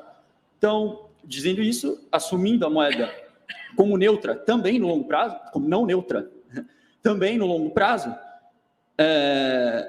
nós, assim, assumindo que isso seja uma visão extrema, ou radical, do ponto de vista discutido, teríamos que o gasto do governo, ao introduzir moeda não neutra na economia, né, por mais que não tenha déficit, isso pode ser até feito via um avelmo, o governo taxa e gasta na mesma proporção, seria uma política fiscal expansionista.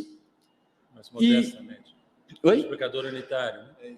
Isso. E nós tivéssemos, por exemplo, uma aproximação, essa política fiscal expansionista estimulasse o grau de utilização por um nível acima daquilo que os empresários desejam aceitam como desejado.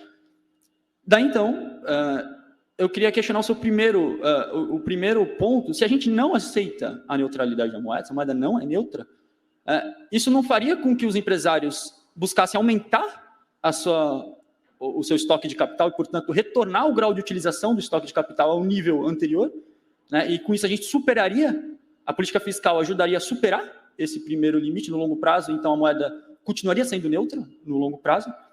E se assumindo que isso, se fosse válido, no longo prazo, corrija se eu estiver errado, teríamos como resultado lógico, dedutivo, que a taxa de crescimento da economia seguiria a taxa de crescimento dos gastos autônomos, né, promovidos pelo governo.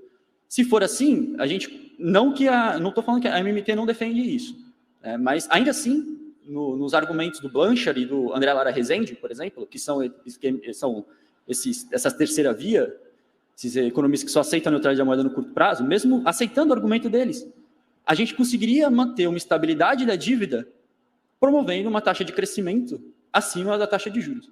Contudo, aí o Ray, até em dois textos dele, um de 2006, Randall Ray, num texto de 2006, no livro organizado pelo Rochon, To Fix to Float, e num outro texto que ele apresentou para a Organização Mundial do Trabalho, que ele fala, olha, temos que ter controle de capital em países menos desenvolvidos. Ele defende controle de capital e controle sobre importação.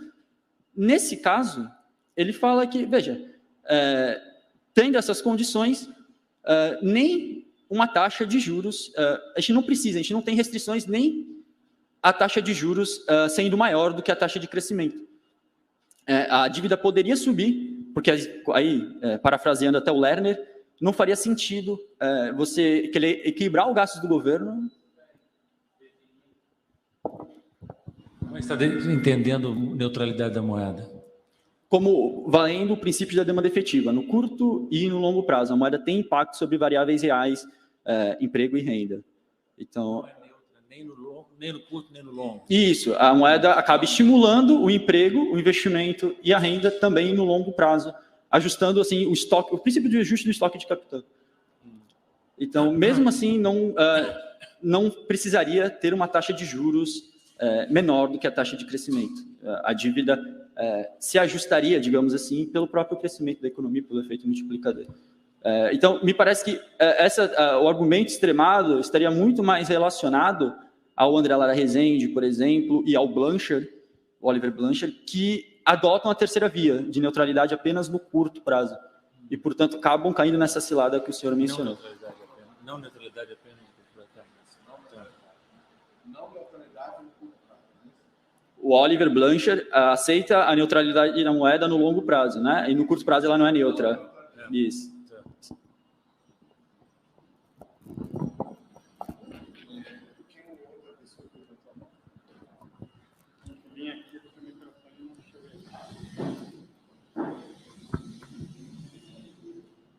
Eu não tenho muito amparo teórico para falar, mas é que, na minha opinião, toda essa questão da moeda... Davi. Certo. Toda essa questão da moeda, o meu questionamento todo não é sobre essa questão dos juros. Porque, na minha opinião, é muito mais liquidez sobre essa questão do governo do que simplesmente subir ou descer os juros. Porque, tipo assim, se a gente... Se a gente abaixa os juros, a gente tem uma alta rotatividade e, de certa forma, o dinheiro vai voltar para o governo através de impostos e vai incentivar a iniciativa privada. No quesito que eu queria dizer também, essa independência do Banco Central é bom por isso também, porque, de certa forma, não seria um plano de governo, mas sim um plano de Estado, uma coisa contínua, porque no Brasil nós temos esse problema, como você mesmo disse, que temos planos de governo. Entra o governo, sai outro, há uma mudança fiscal aqui, outra ali, mas não temos um plano de Estado a longo prazo. Que o que você mesmo citou sobre a China foi algo que foi feito a longo prazo, não foi feito da noite para o dia, de um governo para o outro, 4 ou 8 anos.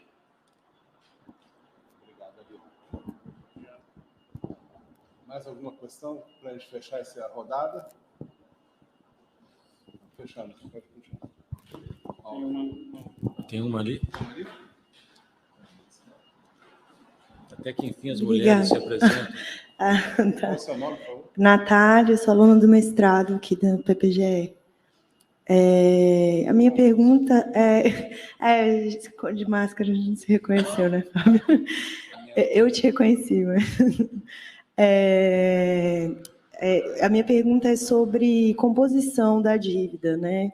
Pensando, inclusive, no nível de reservas, em como o acúmulo de reservas fez a gente acumular, teve esse subproduto, que foi um acúmulo de compromissadas também, uma composição da dívida, né? Um aumento das compromissadas e do volume de dívida que ficou, né, assim, que fica ali no Banco Central, né? E pensando em como que, nesse nosso novo contexto agora, né, que a gente não tem mais tanta dívida externa, e como que a gente poderia equacionar esse desafio com um Banco Central independente, caso um contexto político mais desafiador, talvez, na minha avaliação, né, do que a gente tinha em 2002, e como fazer isso, considerando para que a gente possa ter uma dívida maior, talvez considerando uma composição dessa dívida, menos em dívida de curto prazo, tanto LFTs né, compromissadas, e uma dívida de longo prazo, pensando que, normalmente, quem adquire títulos públicos de longo prazo pré-fixados, esse funding, normalmente, é de não residentes, e que tem uma dinâmica, uma demanda, talvez, bastante diferente dos investidores residentes, assim.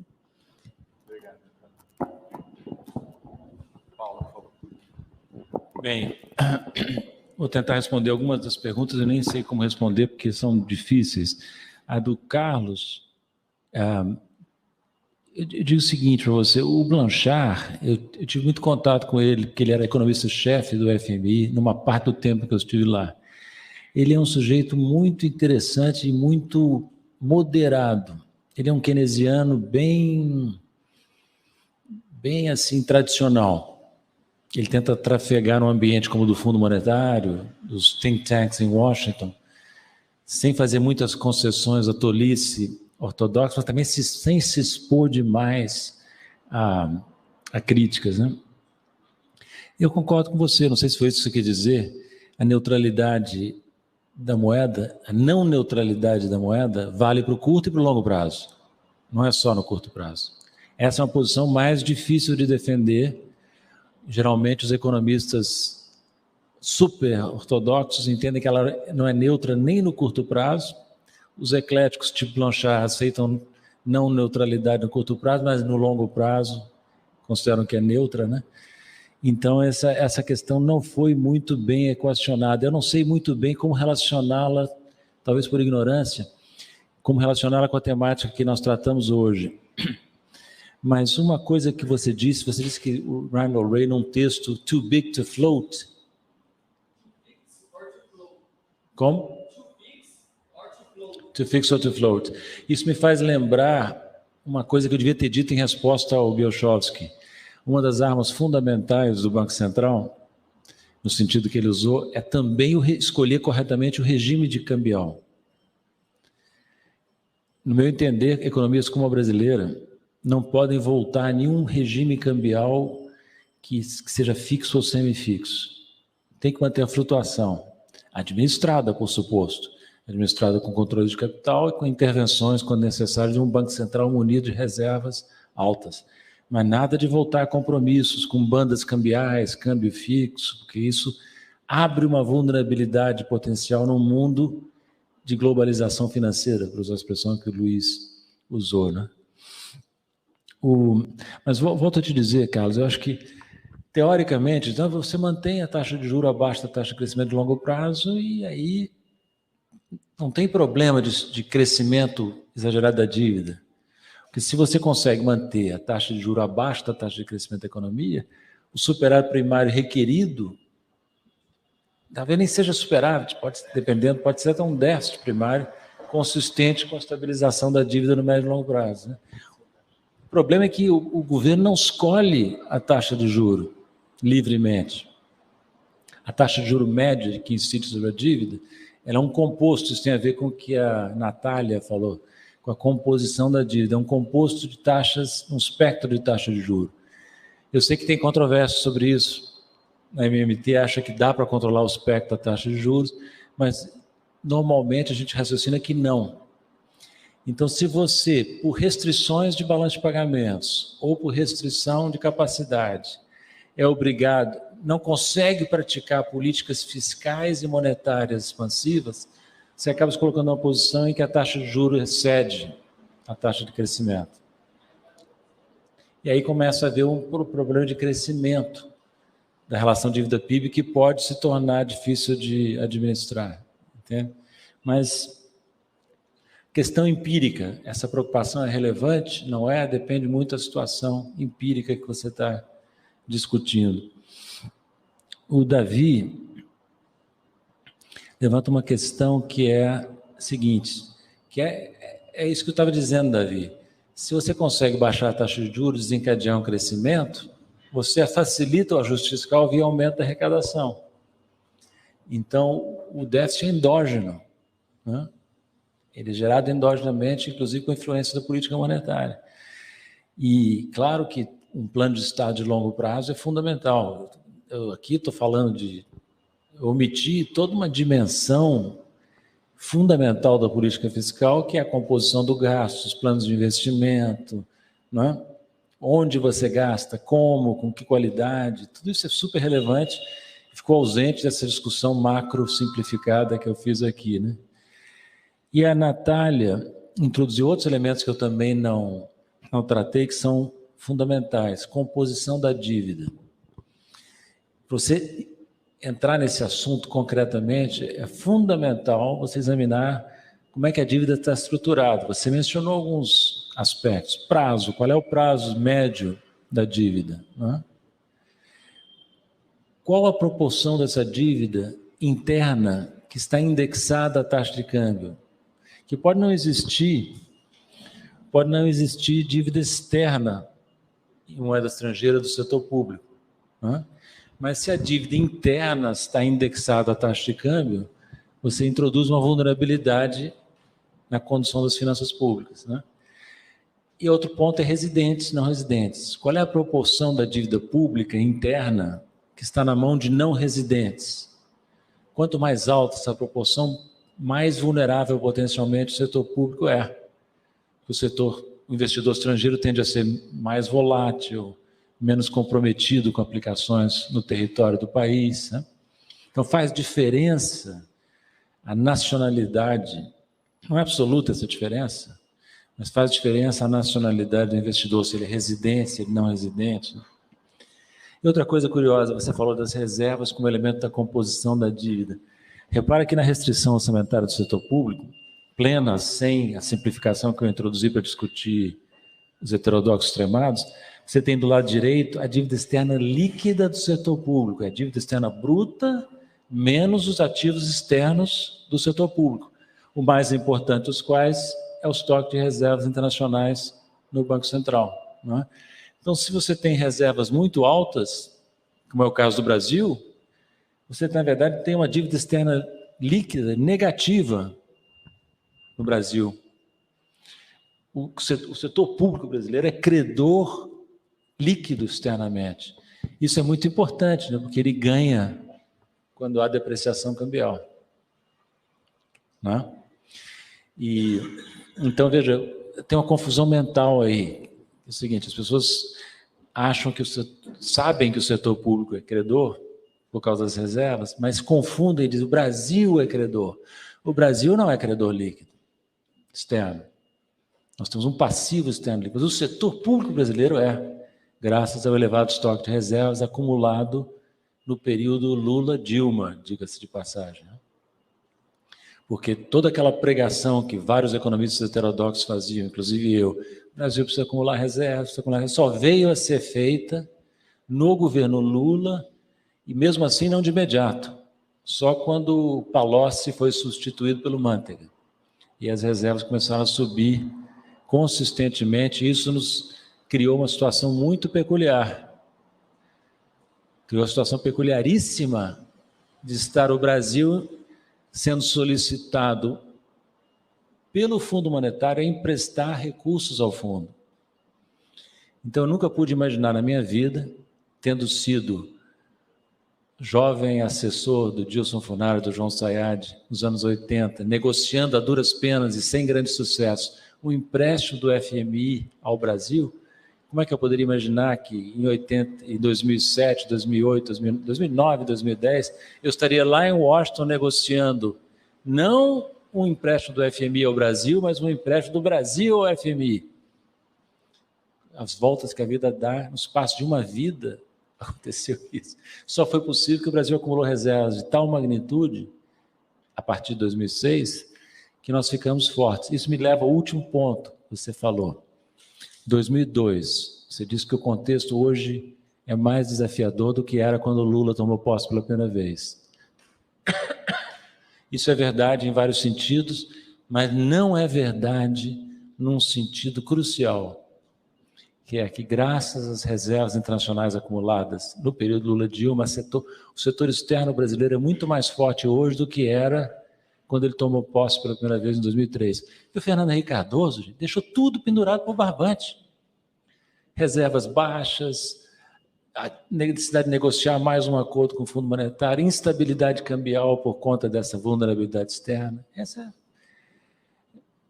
dívida pública, aliás, crescente. Como é que pode se achar que as equipes econômicas tucanas foram altamente responsáveis? A trajetória, olhem os números do período Fernando Henrique Cardoso, os 8 anos de Fernando Henrique. Foi um período de desorganização das contas brasileiras. Então, a responsabilidade fiscal e financeira era meramente retórica. E quando entra o governo Lula, que você entra numa posição muito vulnerável. O Lula foi chamado, o Ciro Gomes, lembram disso? Foi chamado, e o garoto candidato, a concordar com o presidente Fernando Henrique Cardoso que tinha que fazer um acordo com o fundo. Aí teve aquela situação constrangedora do Lula, o Ciro, o Garotinho e o Serra, que era o candidato do Fernando Henrique, endossando um acordo com o Fundo Monetário antes da eleição, que o fundo não queria fechar o acordo com o Brasil lá na lona, porque queria garantir de que o futuro presidente honraria esse acordo. Entende? Então, olha só a situação que nós estamos. Hoje, o Brasil não está com problema de balanço de pagamentos. As reservas internacionais brasileiras, o Bolsonaro destruiu muita coisa, o Temer e o Bolsonaro, mas não fizeram uma redução do estoque de reservas. Só em termos relativos, sabe? Porque o que interessa não é o nível absoluto das reservas em dólar, sabe? É a relação reservas com variáveis relevantes. Importação, fluxos financeiros, estoque de ativos domésticos monetários líquidos. Né? Se você olhar esses indicadores, houve uma deterioração, mas a partir de um patamar muito alto que a Dilma deixou. Entende? Então, hoje a situação brasileira é muito diferente da situação da Argentina, por exemplo. A Argentina está lá de pires na mão, a Turquia também, altamente vulnerável, porque a Turquia e a Argentina têm reservas muito baixas. Olha só, a Argentina, olha só, com o governo Fernandes, que é um governo de centro-esquerda, há poucos dias, eu soube ontem, não tinha notado, soube ontem conversando com uma pessoa que acompanha isso muito de perto, votou na ONU pela exclusão da Rússia do Conselho de Direitos Humanos da ONU. É a primeira vez na história das Nações Unidas que um membro do Conselho de Segurança Permanente da ONU, Rússia, nesse caso, é excluído de um órgão colegiado das Nações Unidas. É um absurdo isso. Nem houve investigação das mortes lá naquela cidade que foi Buchar. Nem houve investigação. Colocaram em votação, o Brasil se absteve, a África do Sul se absteve, a Índia se absteve, a Rússia, a China votou contra, e a Argentina, o cara esteve lá em Moscou recentemente, o Fernandes, votou a favor da resolução, surpreendentemente. Por quê? Aí é uma conjectura. Ele está precisando de finalizar o acordo com o Fundo Monetário. E o Fundo Monetário não precisa ter passado 8 anos em Washington para saber disso, né? É um órgão político, controlado pelos americanos e pelos europeus, apesar de todos os esforços que nós fizemos para reformar o fundo. Então, a decisão de dar um financiamento a um país não é só técnica, é condicionada politicamente. Então, a Argentina votou a favor da resolução contra a Rússia. Uma coisa surpreendente. Um parêntese aqui, que não tem nada a ver com isso, mas também curioso, o Boric, esse chileno que acabou de ser eleito sob celebração dos progressistas brasileiros, votou também a favor da resolução. Então, coisa curiosa, né? Nós estamos num mundo muito curioso. Chile e Argentina votaram com os Estados Unidos contra a Rússia. No caso do Chile, eu não diria que é por causa de balanço de pagamentos, mas no caso da Argentina, possivelmente é. Por causa da vulnerabilidade que faz com que a Argentina precise de apoio financeiro externo coordenado pelo Fundo Monetário. Então, pelo amor de Deus, não vamos esquecer das lições das décadas recentes. O Banco Central tem que ter suas armas, o governo tem que ter suas armas. Câmbio flutuante, reservas altas, controle de capital, soberania monetária, não autorizar o uso interno da moeda estrangeira para que o país consiga definir os seus rumos autonomamente, de acordo com os interesses nacionais da sua população. É pedir muito? Acho que não. É uma coisa que um país gigante como o Brasil, que não cabe no quintal de ninguém, o título que eu escolhi para o meu livro, tem que saber fazer. Não é? Tem que saber fazer. E espero que volte a fazer de maneira consistente a partir de 23.